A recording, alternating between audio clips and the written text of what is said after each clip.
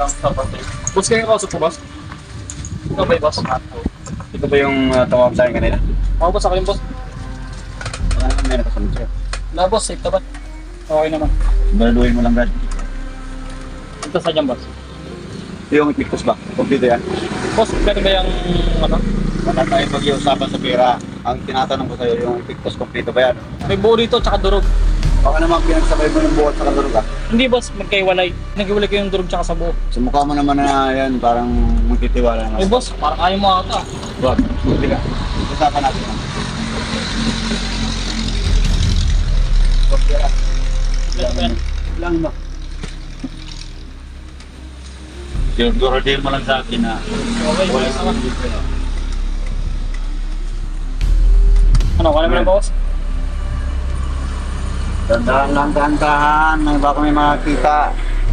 Ito boss sa durog. Ito boss sa durog. Tsaka buo. Uy, magandang klase. Kasi, boss, itong kailangan ko talaga ng paghiwalay ng dalawa kasi itong buo, gagamitin talaga ito sa adobo. Itong durog, sa itlog talaga to. Kaya parang maganda naman na klase at saka hindi naman nahaluan. So, nagtitiwala naman sa sunod na pag-negosyo natin. Kasi boss, kasi alam ko marami yung lulutin mamaya umaga. Kaya, ayun naman. Ito. Thank you boss. Ingat mo, ingat.